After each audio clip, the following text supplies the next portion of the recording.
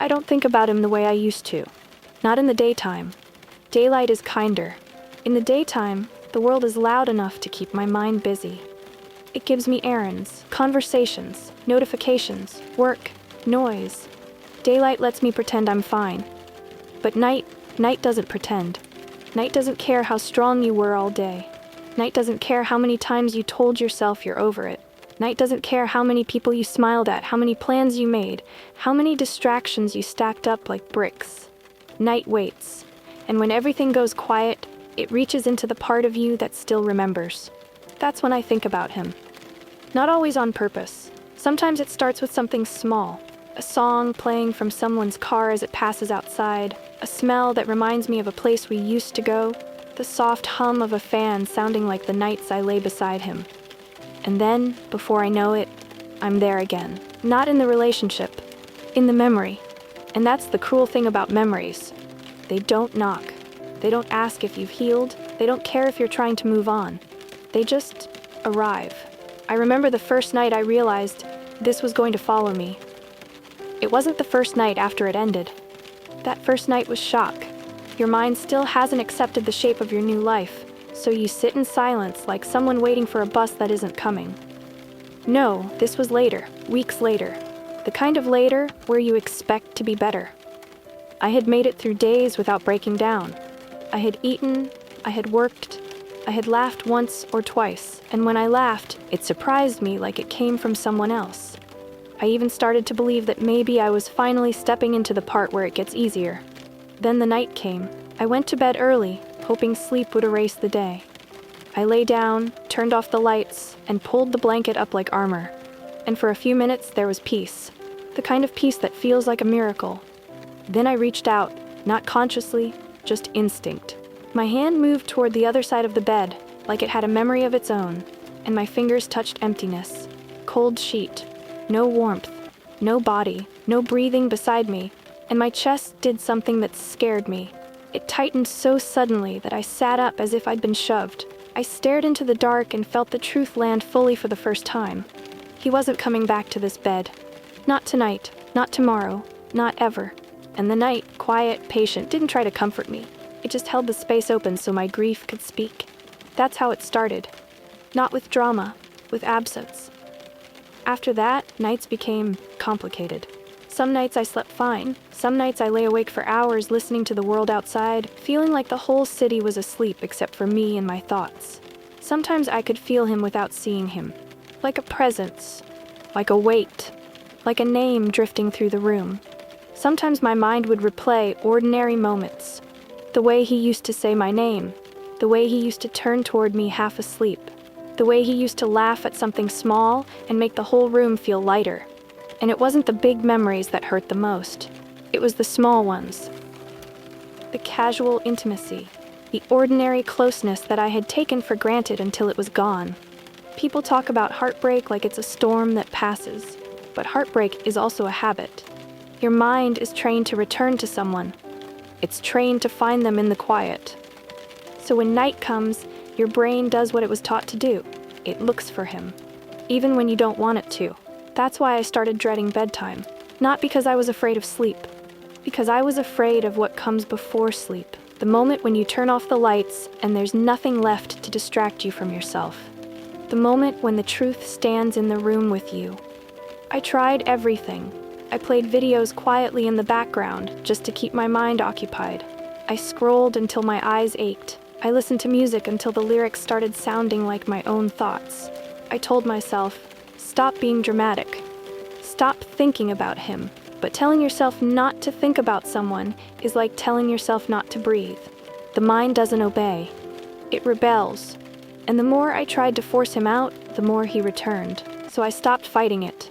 One night, instead of reaching for distractions, I lay back and let myself think.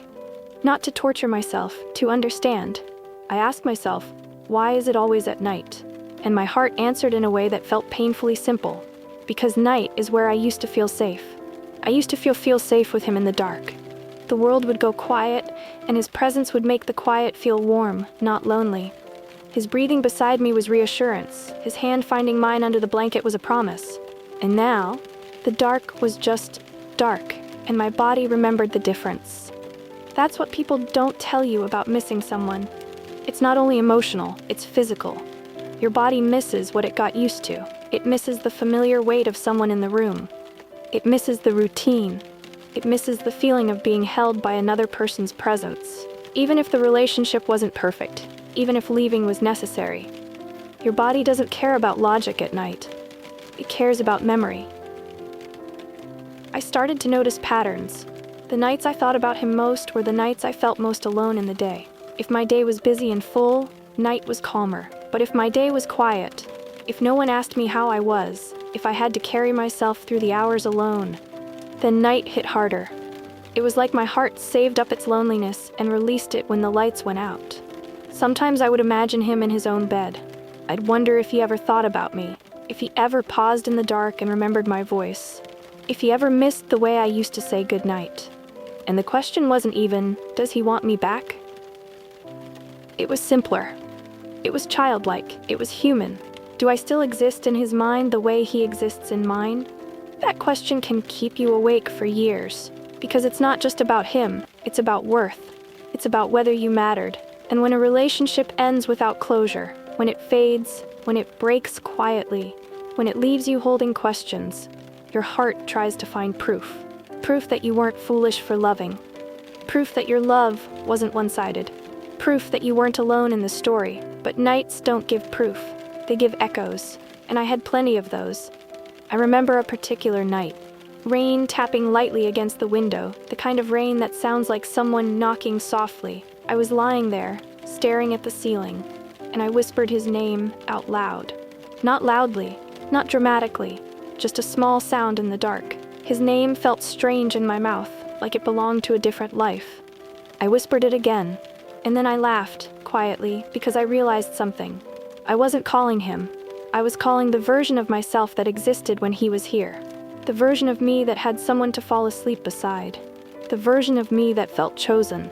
That's what I missed most. Not him as a person. The feeling. The safety. The warmth. And when you realize that, it changes the way you miss someone. It becomes less about chasing them, and more about learning how to create that safety in yourself. But learning takes time. So for a while, I kept thinking about him at night, because my heart didn't know where else to go. There's a certain hour of the night where reality feels thin. For me, it was always around 2 a.m., not late enough to call it evening, not early enough to call it morning, just that in-between time where the world feels suspended and your thoughts get louder because nothing else is competing. I started calling it the remembering hour. At that hour, my mind would replay the relationship like it was searching for a missing piece. It would replay conversations, looking for the moment things changed. It would replay laughter, trying to find where it ended. It would replay fights, trying to locate blame. And sometimes in the remembering hour, my mind would do something even crueler. It would replay the good, not the whole truth, only the good. It would show me the version of him that looked at me like I mattered. The version of him that held my hand in public without thinking. The version of him that kissed my forehead and said, "Sleep." And my chest would ache with a longing so sharp I would curl in on myself like a child. That's how the mind traps you. It edits. It creates a highlight reel. And if you're not careful, you start missing someone who only exists in your memory. I learned to talk to myself in the remembering hour. Not like a motivational speaker, like a friend. Because if you don't speak gently to yourself in the dark, your mind will speak cruelly. So when memories came, I stopped trying to shove them away. I would whisper, I know you miss him. I know it hurts. I know you're tired." And strangely, that helped. Not because it fixed the missing, but because it made the missing feel less lonely. One night, I remembered something I hadn't thought about in a long time. The last night we were truly close. Not physically close, emotionally close. We were lying in bed and he had turned toward me and said, "What are you thinking about?" I told him something small and honest, some fear I had, some dream I didn't want to say out loud. He listened. He didn't laugh, he didn't minimize. He just listened, and then he said, "I'm here." That memory hit me like a wave, because I realized I hadn't heard those words in a long time before it ended. Maybe that's why the night felt so empty now. because my heart was still waiting to hear them. I'm here. Those 3 words can hold a person, and when they're gone, you feel it in your bones. My phone buzzed once late one night, a notification from some app. My heart jumped anyway. That's another thing heartbreak does. It trains your nervous system. It makes your body react to the possibility of him, even when your mind knows better. I stared at the screen, angry at myself. Then I turned the phone face down and breathed, and I realized that what I really wanted wasn't a text. It was relief. Relief from the question. Relief from the loneliness. Relief from the feeling that my love was still wandering through the house looking for someone who had already moved out. There are people who can move on quickly. I used to envy them, but then I understood something. Moving on quickly doesn't always mean you loved less. Sometimes it means you had closure. Sometimes it means you were ready. Sometimes it means you were already grieving while you were still together. But my grief came later. My grief came at night. Because during the relationship, I kept hoping. Hope delays grief. Hope tells you to wait. Hope says, maybe tomorrow will feel better. And then when it ends, all the grief you postponed arrives at once, asking for attention. Night is where it comes to collect. I started to notice that my nights weren't only about him. They were about me. About what I was finally feeling. About what I had pushed down. About the parts of me that had been quiet while I tried to keep things together. Night was forcing me to meet myself. That's the uncomfortable gift of insomnia after heartbreak. It's not just sleeplessness, it's confrontation. One night I sat up in bed and turned on a small lamp. The warm light made the room feel less like an empty ocean. I opened my notes app and started writing things I never said. Not messages to send, just truths. I wrote, I wanted you to choose me in the small ways. I wanted you to look at me like you used to. I wanted to feel safe. I wanted to stop wondering if I mattered. I wanted to stop feeling alone. As I wrote, the ache in my chest shifted. It became clearer. And clarity is the beginning of peace. Because once you know what you wanted, you stop pretending you were asking for nothing. Sometimes we tell ourselves, I didn't need much, but we did. We needed love to show up. We needed presence. We needed consistency. We needed softness. At night, I stopped romanticizing him and started naming what I missed. The comfort of being known, the warmth of being held, the quiet reassurance of shared space. And once I named it, I could start giving some of it to myself. I started making my bed feel safe again. I bought a soft lamp. I kept a warm blanket. I put on gentle rain sounds. I stopped treating the night like an enemy and started treating it like a room I could redecorate. Slowly, the bed stopped feeling like a reminder. It started feeling like mine. But even then, I still thought about him. Because healing doesn't erase memory. Healing changes how memory feels. One night, I remembered his laugh and smiled instead of breaking down. That was new. That scared me at first, like smiling meant I was betraying the pain. But it wasn't betrayal. It was progress. It meant the memory no longer owned me. It meant I could hold it without bleeding. And that is what I wanted. Not to forget him, just to stop being haunted. There's a moment in healing that isn't dramatic. It doesn't look like a movie scene where you burn letters and walk into the sunrise. It's quieter than that. It's the moment you realize you've gone a whole night without checking your phone for him. It's the moment you wake up and your first thought is about your own day, not his absence. It's the moment you hear a song that used to hurt and it only stings a little. That's how it happened for me. One night, I was lying in bed listening to rain and the faint hum of the city. My room felt warm, safe, not full, but safe. And I thought about him. Of course I did, but it was different. It didn't feel like a wound being opened. It felt like touching a scar. The story was still there. The mark was still there. But the bleeding was over. I whispered quietly, I hope you're okay. Not because I wanted him back, because I finally wanted peace more than I wanted proof. That's what changes. At first you miss him and you want answers. You want him to admit he hurt you. You want him to miss you. You want him to reach out so you can feel real again. But later, you don't want any of that. Later, you just want to sleep. You want your heart to stop doing that anxious jump at every sound. You want your mind to stop turning love into a courtroom. You want rest. And rest is what I started choosing. I stopped asking the night to give me closure. Night can't. Night can only show you what you're still carrying. Closure is something you build. It's made out of small decisions. Decision to stop rereading old messages. Decision to stop replaying conversations. Decision to stop checking his socials, like it's a way to check your worth. Decision to stop treating your heart like it's foolish for still missing. I began treating my heart with respect, because love isn't something to be ashamed of. Even when it ends, even when you didn't deserve it. Love is proof that you are capable of depth, and depth is rare. One evening I cleaned my room and found something of his. A small thing, nothing dramatic, just a reminder. My heart tightened, and for a second I felt that old wave rising.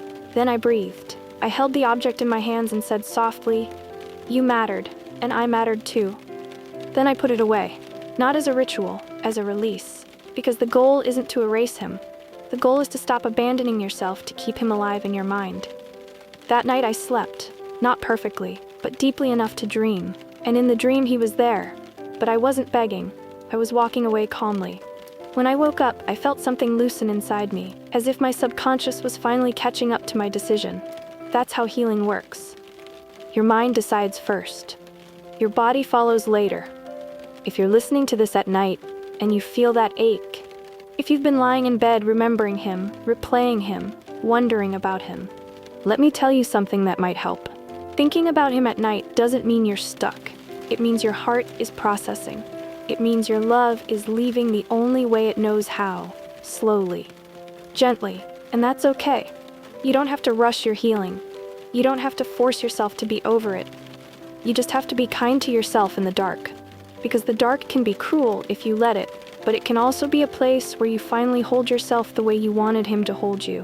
One night, you'll close your eyes and the first thought won't be him.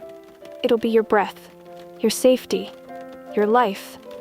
And when that happens, you won't feel like you've lost love. You'll feel like you found yourself again.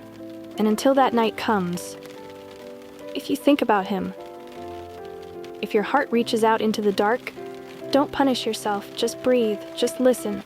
Just remember, you are not weak for missing him. You are human. And one day the night will be quiet again, not loud, not haunting, just quiet. And you'll sleep.